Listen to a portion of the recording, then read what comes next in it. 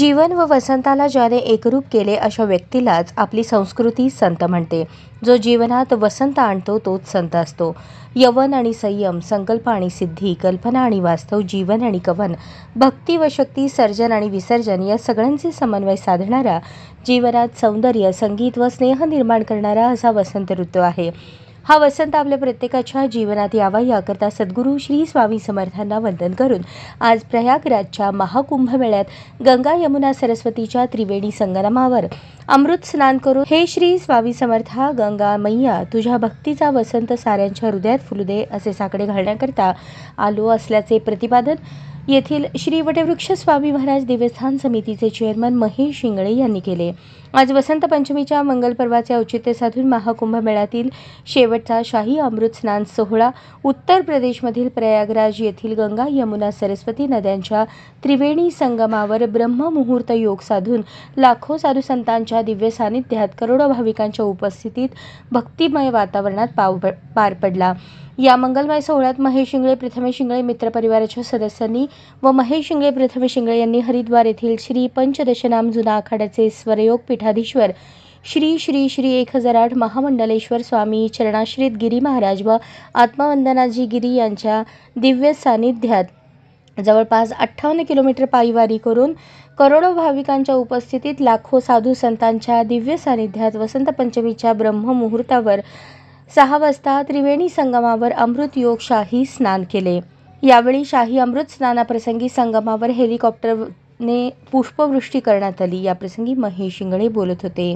यावेळी स्वामी चरणाश्रित गिरी महाराजांनी देखील महेश शिंगळे प्रथमेश शिंगळे व मित्र परिवार यांचा रुद्राक्ष प्रसाद देऊन सत्कार केला. यानंतर महेश शिंगळे प्रथमेश शिंगळे मित्र परिवार यांनी स्वरयोग पीठाधीश्वर चरणाश्रित गिरी महाराज यांच्या महाकुंभमेळ्यातील विविध धार्मिक कार्यक्रमात सहभाग घेतला. यावेळी या ठिकाणी गिरी महाराजांच्या आखाड्यात लंगर भोजन प्रसाद व गिरी महाराजांच्या आशीर्वादाचा लाभ सर्वांनी घेतला. महेश शिंगळे मित्र परिवाराच्या या प्रयागराज भेटीदरम्यान प्रयागराज दौरा सुलभ होणेकामी इंडियन आर्मी प्रयागराज रेजिमेंट कॅम्पचे सुभेदार मेजर भूपेंद्र शर्मा, सुभेदार मेजर भूपेंद्र कुमार, सुभेदार मेजर रामकुमार, हवालदार जयंता देवरी, अक्कलकोट तालुक्याचे रहिवासी हवालदार अमोल माने यांच्या वतीने महेश शिंगळे मित्र परिवाराच्या निवासाची आणि भोजनाची उत्तम व्यवस्था करण्यात आली. यामुळे सर्व सदस्यांनी आर्मी कॅम्पबद्दल गौरवोद्गार काढला. प्रित्यर्थ महेश शिंगळे यांनी सुभेदार मेजर भूपेंद्र शर्मा, सुभेदार मेजर भूपेंद्र कुमार, सुभेदार मेजर रामकुमार, हवालदार जयंता देवरी, अक्कलकोट तालुक्याचे रहिवासी हवालदार अमोल माने यांचा स्वामींचे कृपावस्त्र प्रसाद देऊन यथोचित सत्कार करून आभार मानले.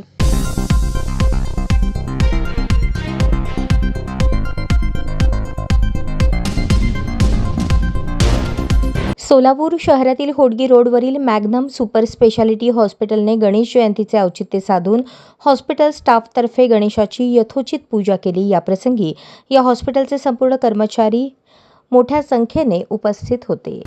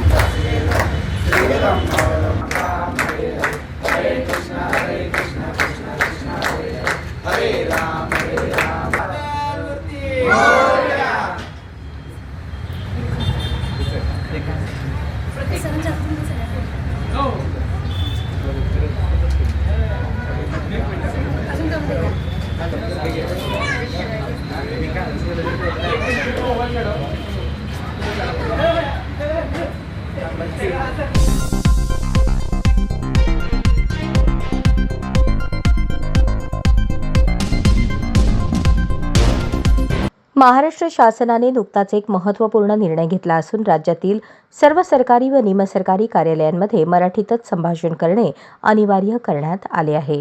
या संदर्भात राज्य सरकारने अधिकृत परिपत्रक जारी केले असून हा नियम लागू न करणाऱ्या कर्मचाऱ्यांवर शिस्तभंगाची कारवाई केली जाणार आहे.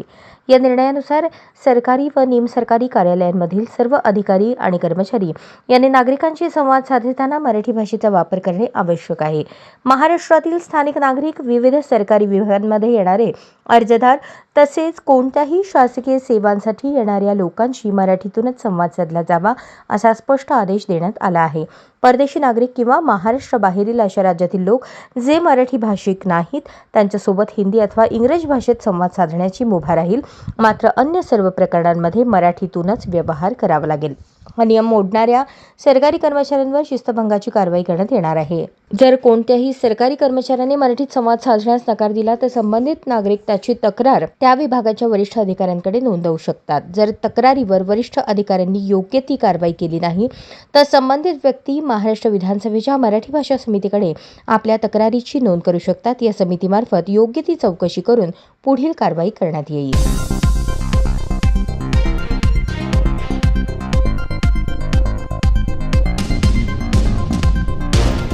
एका भागात राहत्या घरात तरुणाच्या त्रासाला कंटाळून अल्पवयीन मुलीने गळफास घेऊन आत्महत्या केली. हा प्रकार 1 जानेवारी रोजी सायंकाळी 7:30 वाजता घडला. या प्रकरणी सदर बाजार पोलीस ठाण्यात पॉक्सो अंतर्गत गुन्हा दाखल झाला आहे. वेणुगोपाळ श्रीकांत विटकर, राणा सोलापूर असे गुन्हा दाखल झालेल्या तरुणाचे नाव आहे. तो अल्पवयीन मुलीच्या पाठीमागे जाणे, तिला बोलण्याचा प्रयत्न करणे अशा प्रकारे त्रास देत होता. एके दिवशी त्याने त्या मुलीला प्रपोज केले. मुलीने हा प्रकार आई-वडिलांना सांगितला. मुलीचे वडील, काका, चुलत भावाने तरुणाला ताकीद दिली होती. मात्र वेणुगोपाळच्या वागण्यात फरक पडत नव्हता. तो मुलीचा वारंवार पाठलाग करत होता. तिला रस्त्यावर कुठेतरी अडवून बोलण्याचा प्रयत्न करत होता. त्यामुळे मुलीच्या घरच्यांनी पुन्हा त्याच्या घरी जाऊन त्याच्या आई वडिलांना हा प्रकार सांगितला होता. मात्र तरुणाला काही फरक पडला नाही. त्यामुळे मुलीने त्याच्या त्रासाला कंटाळून आत्महत्या केली अशी फिर्याद मुलीच्या वडिलांनी दिली. त्यानुसार भारतीय न्याय संहिता कलम 108 सह बालकांचे लैंगिक अपराधापासून लक्षण संरक्षण अधिनियम 2012 चे कलम 12 प्रमाणे पॉक्सोने गुन्हा दाखल करण्यात आला आहे. मुलगी घरातील बेडरूम मध्ये गेली. त्यांनी आतून कडी लावली आणि काही वेळानंतर घरातील लोकांनी आवाज दिला तरी त्याला प्रतिसाद ती देत नव्हती. शेवटी नातेवाईकांनी दार तोडून आत प्रवेश केला. तेव्हा पंख्याला साडीच्या साहाय्याने गळफास घेतलेल्या अवस्थेत ती आढळून आली. हवालदार VG जमादार यांनी शासकीय रुग्णालयात दाखल केले. मात्र उपचारापूर्वीच तिचा मृत्यू झाल्याचे सांगण्यात आले. याची नोंद सिव्हिल पोलीस चौकीत झाली आहे.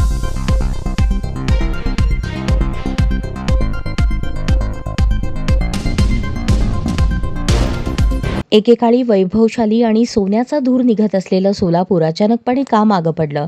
एकेकाळच्या गिरण गावाला उतरती कळा लागली. या संपूर्ण परिस्थितीला राजकारण अर्थातच राजकीय लोकप्रतिनिधी आणि प्रशासकीय अधिकारी जबाबदार असले तरी ही परिस्थिती बदलून आपणच आपल्या जीवनात क्रांती आणण्यासाठी विष्णू कारंपुरी महाराज यांच्या नेतृत्वाखाली सोलापूरचे परिवर्तन आणि विकास हे ध्येय डोळ्यासमोर ठेवून मी सोलापूर माझे सोलापूर परिवर्तन विकास समिती कार्यरत झाली आहे.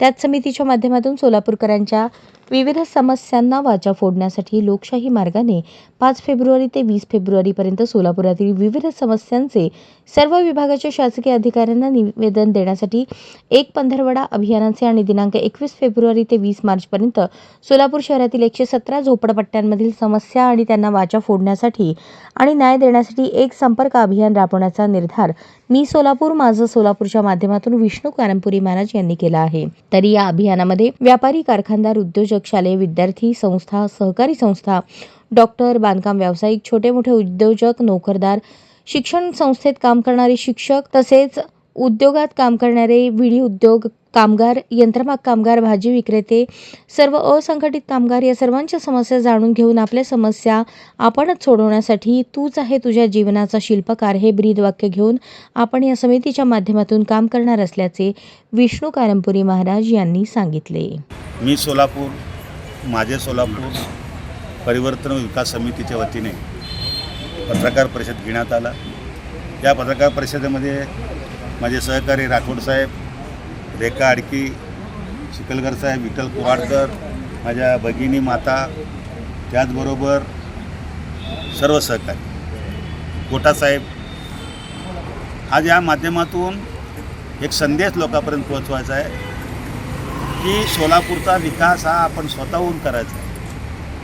सोलापूरचा विकास आपणहून आपल्या माध्यमातून करण्यासाठी हा आमचा प्रयत्न आहे. त्यासाठी 15 दिवस 5 फेब्रुवारी ते 20 फेब्रुवारी प्रत्येक सरकारी खात्याच्या विभागाच्या अधिकाऱ्यांना समस्यांचे निवेदन देणं, त्याचबरोबर 21 फेब्रुवारीपासून 20 मार्चपर्यंत सोलापूर शहरातील 177 झोपडपट्ट्यांचा संपर्क दौरा, या माध्यमातून समस्याबरोबर कार्यकर्त्यांना संकलन करणं आणि विशेष करून जे भेडसावत आहे आपल्याला की सोलापूर महानगरपालिकेच्या साधा आराखडा बाबतीमध्ये सत्ताधारी लोकप्रतिनिधी आमदार मागणी करतो मुदत द्या, सत्ताधारी पक्षाचा शहर अध्यक्ष मागणी करतो की मुदत द्या, अशी अवस्था आलेली आहे. म्हणून या बाबतीमध्ये आपण पूर्ण या 1.5 महिन्यामध्ये कालावधीमध्ये संपर्क अभियान आंदोलन दौरा हा कार्यक्रम आहे.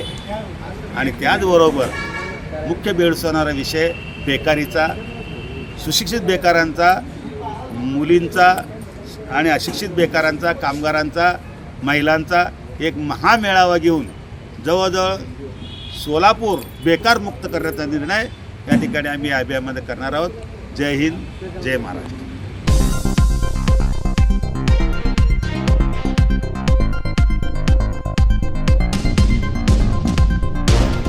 न्यू बुधवारपेठ येथे महामानव डॉक्टर बाबासाहेब आंबेडकर उद्यान या ठिकाणी महापालिकेच्या वतीने सुशोभीकरणाचे काम सुरू आहे.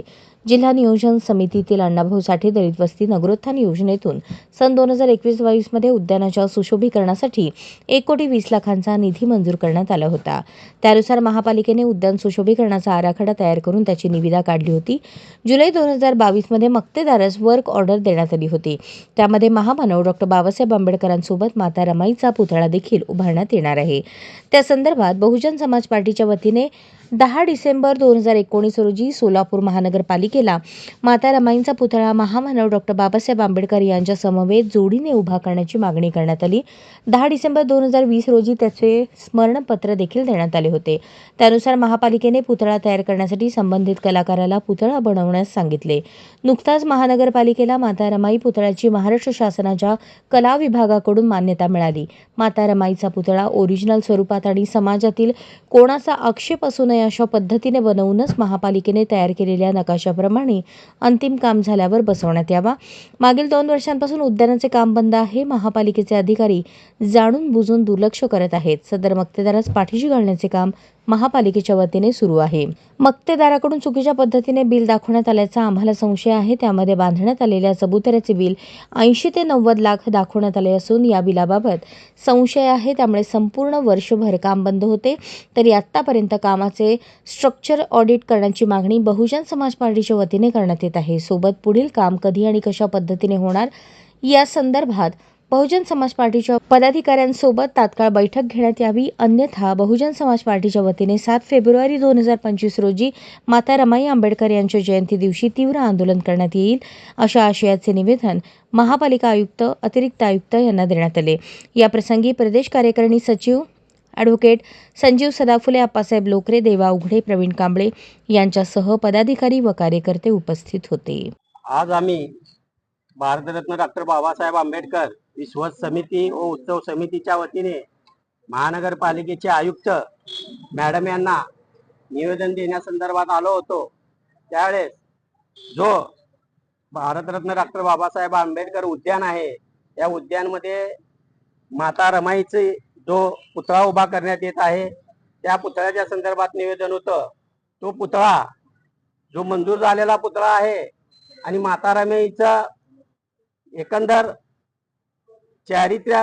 चरित्रामधले जर माता रमाई वाचली तर त्याचा कुठेही साम्य आढळून येत नाही. असा पुतळा बसवण्याचा डाव इथल्या काही कारस्थानी लोकांनी केलेला आहे.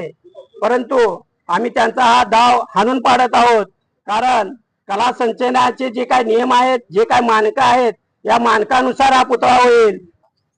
माता रमाईचा पुतळ्याचा विषय सभागृहात नगरसेविका प्रभाग 4च्या नगरसेविका सौ वंदना अजित गायकवाड यांनी उपस्थित केला आणि ह्या सभागृहाला म्हणजे ह्या विषयाला सर्वांनी मान्यता देखील दिली. त्यावेळेस नगरसेविका वंदना गायकवाड यांनी सर्वच नगरसेवकांना 1 महिन्याचं मानधन मागितलं व ह्यात काँग्रेस पक्षाने, राष्ट्रवादी काँग्रेस, शिवसेना ज्यांनी कोणी असतील त्यांनी त्यांच्या त्यांच्या पद्धतीने 51,000 रुपये असं निधी पक्षाच्या वतीने देखील घोषित केला. मध्यवर्तीच्या माध्यमातून डॉक्टर बाबासाहेब आंबेडकर चळवळीमध्ये सर्वांनी आयुष्य घालवलेले सर्व नेते आहेत जे समाजासाठी जगत आहेत, त्यांना कोणालाच विश्वासात न घेता व स्वतःचा मनमानी करत काही लोक पुतळा हा माता रमाई फक्त 35 वर्ष आयुष्य जगले, परंतु पुतळ्याकडे बघितलं तर त्याचं आयुष्य म्हणजे जे पुतळा बसवले त्याचं आयुष्य 50-60 वर्षाचं आहे आणि ज्या वस्तू माता रमाईने कधी वापरले नाहीत त्या वस्तू त्या पुतळ्यावर दिसल्या. आमची एकच इच्छा आहे की हा पुतळा रद्द करून हुबेहूब डॉक्टर बाबासाहेब आंबेडकर उद्यान न्यू बुधवारपेठ येथील या ठिकाणी डिसेंबर 19ला डॉक्टर बाबासाहेब आंबेडकर यांच्या पुतळ्यासोबत माता रमाईचा पुतळा उभा करावा किंवा बसवण्यात यावा असं त्या टायमाला या ठिकाणी असलेल्या सभागृहामध्ये सर्व सदस्यांनी म्हणजे मंजूर करून घेतला आणि त्या दृष्टिकोनातून त्या ठिकाणी कामकाज चालू झालं. कामकाज चालू होत असताना बाकीचे नगरसेवक सुद्धा त्या ठिकाणी म्हणजे ठरवल्याप्रमाणे त्या ठिकाणी होत असेल असं या ठिकाणी काही लोकांना वाटलं, परंतु फक्त एकच नगरसेवक त्या ठिकाणी असं करायला लागला की त्याच्या मनाला येईल तसं मनमानी पद्धतीनं त्या ठिकाणी जाणं येणं, काही लोकांना विशिष्ट लोकांना घेऊन जाणं आणि त्या पुतळा मी केला किंवा मीच केला असं दाखवण्याचं काम त्यांनी केलेलं आहे. परंतु ज्या टायमाला त्यांनीच ही पोस्ट त्यांनी हा पुतळा आम्ही बघून आलो आणि हा पुतळा फायनल आहे असं ज्या टायमाला त्यांनी म्हणजे सोशल मीडियाच्या माध्यमातून सांगितलं, त्या टायमाला तमाम आंबेडकरवाद्यांनी त्याला विरोध केला. कारण त्या पुतळ्यामध्ये आणि माता रमाईच्या पुतळ्यामध्ये खूपच अंतर आहे, विसंगती आहे आणि त्यामुळं सोलापुरातील सर्वच समाज, सर्व जेवढे जयंती उत्सव मंडळ असतील ते सर्वच या ठिकाणी ह्या कार्यक्रमामध्ये ह्या पुतळ्यावर विरोध करत आहेत. डॉक्टर बाबासाहेब आंबेडकर यांच्या सुवेद्य पत्नी रमाबाई आंबेडकर यांचा पुतळा मातोश्री रमाबाई आंबेडकर उद्यानामध्ये बाबासाहेब आंबेडकर यांच्या बाजूला बसवण्यात येणारा असून हा पुतळा ओरिजिनल नसून ज्या कलाकाराने हा पुतळा बनवलेला आहे, ज्या ठिकाणी हे साहित्यिक गेलेले आहेत त्या लोकांनी स्वतःच्या मनमानी कारभार करून हा पुतळा त्यांनी काल्पनिक बनवलेला आहे. ओरिजिनल पुतळा त्यांनी बाजूला ठेवला आणि काल्पनिक पुतळा बनवलेला आहे. तर ती रमाबाई आंबेडकर ही वाटतच नाही.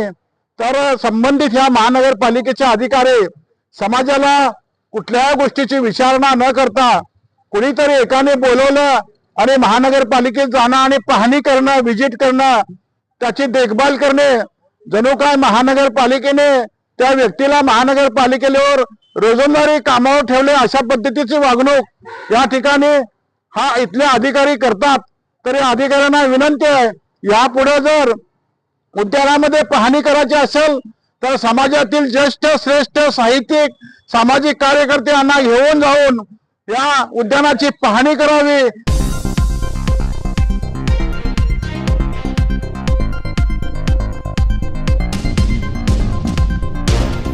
श्री सिद्धेश्वर देवस्थान संचलित सिद्धेश्वर प्रशालेचे वार्षिक स्नेहसंमेलन व पारितोषिक वितरण समारंभ उत्साहात आनंदाच्या वातावरणात पार पडला. यामध्ये आपली संस्कृती आपला अभिमान या उक्तीप्रमाणे महाराष्ट्रातील सर्व सणांची ओळख दाखवत स्वराज्य रक्षक छत्रपती शिवाजी महाराज यांना मानवंदना देण्यात आली. समारंभाच्या अध्यक्षस्थानी श्री सिद्धेश्वर देवस्थान पंच कमिटीचे विश्वस्त तथा सिद्धेश्वर प्रशालेचे पालक सदस्य भीमाशंकर पटणे हे होते. यावेळी प्रमुख पाहुणे म्हणून प्रशालेचे 2000 सालचे माजी विद्यार्थी मयूर बासुतकर मर्चंट नेव्ही ऑफिसर उपस्थित होते. त्याचबरोबर श्री सिद्धेश्वर देवस्थानचे सन्माननीय विश्वस्त विलास कारभारी, ज्येष्ठ विश्वस्त तथा ऑफिस सेक्रेटरी नीलकंठ कोनापुरे, सिद्धेश्वर देवस्थान शिक्षण संकुलाचे समन्वयक तथा प्रशालेचे मुख्याध्यापक संतोष पाटील, सिद्धेश्वर कन्या प्रशालेच्या मुख्याध्यापिका संगीता गोठे, पर्यवेक्षिका सुनीता वाले, पालक शिक्षक संघाच्या उपाध्यक्षा ज्योती स्वामी, यंदाचे आदर्श विद्यार्थी सिद्धेश्वर किशोर लादे, समर्थ विश्वनाथ तमशेट्टी, रेवती गुरुनिमगप्पा खुल्ले आदी उपस्थित होते. समारंभाच्या सुरुवातीला मान्यवरांच्या हस्ते ग्रामदैवत श्री सिद्धेश्वर संस्थेचे अधर्वण कर्मयोगी अप्पासाहेब काडादी यांच्या प्रतिमेचे पूजन करून दीप प्रज्वलन करण्यात आले. या प्रसंगी सहशिक्षिका तृप्ती कुलकर्णी, मीनाक्षी हनगंडी यांनी सिद्धरामेश्वरांचे वचन गायन करून वातावरण निर्मिती केली. प्रशालेचे उपमुख्याध्यापक राजकुमार उंबरजे यांनी मान्यवरांचे स्वागत करून कार्यक्रमाचे प्रास्ताविक केले. वार्षिक स्नेह संमेलनाच्या उपकार्याध्यक्षा प्रमोदिनी स्वामी यांनी मान्यवरांचा परिचय करून दिला. मान्यवरांच्या सत्कारानंतर प्रशालेतील आदर्श शिक्षक पुरस्कार प्राप्त उपमुख्याध्यापक राजकुमार उंबरजे, शिवानंद हिरेमठ, संजय कुमार कोरे, लक्ष्मण गोरो यांचाही गौरव करण्यात आला. याप्रसंगी प्रमुख पाहुणे मयूर बासुदकर यांनी वार्षिक स्नेह संमेलनात सहभागी झालेल्या सर्व विद्यार्थ्यांना शुभेच्छा दिल्या. ज्या शाळेत मी शिकलो त्याच शाळेच्या वार्षिक स्नेह संमेलनात प्रमुख पाहुणे म्हणून प्रशालेतील विद्यार्थ्यांना बक्षिसे देण्याचा मान मला मिळाला, यापेक्षा मोठे भाग्य माझ्यासाठी नाही असे सांगून आनंद व्यक्त केला.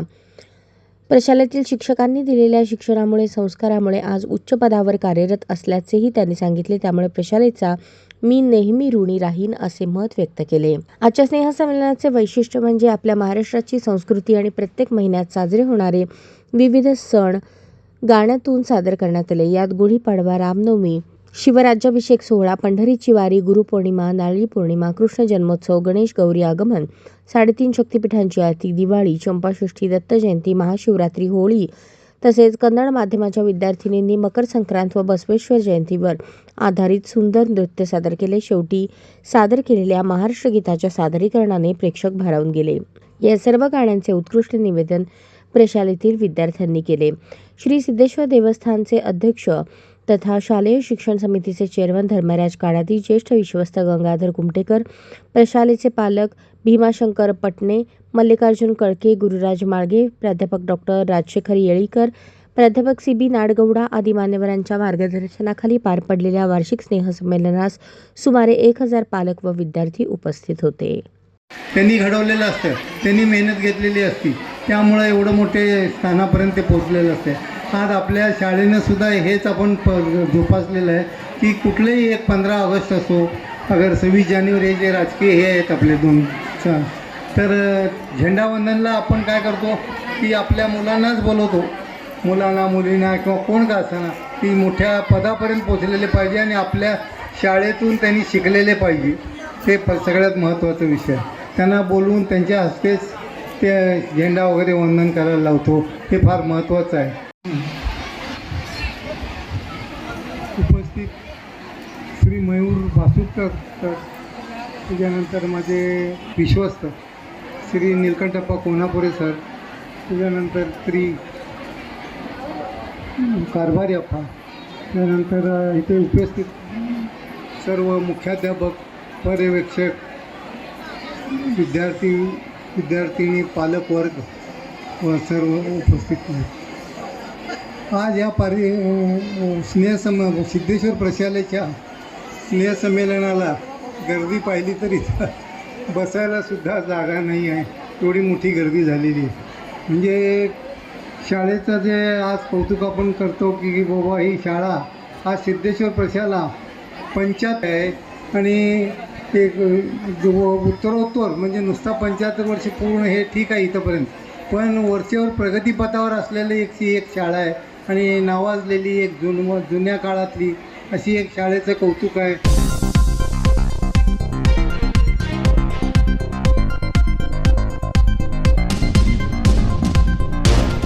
प्राध्यापक ॲडव्होकेट अरविंद देडे सर यांचे नवीन कायद्याविषयी पत्रकारांना माहिती दिली.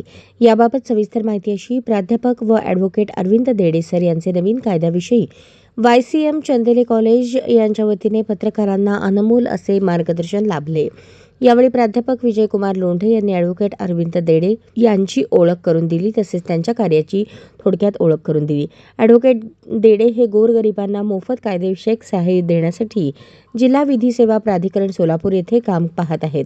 तसेच 2018 पासून दयानंद विधी महाविद्यालय सोलापूर येथे सहाय्यक प्राध्यापक म्हणून काम करत आहेत.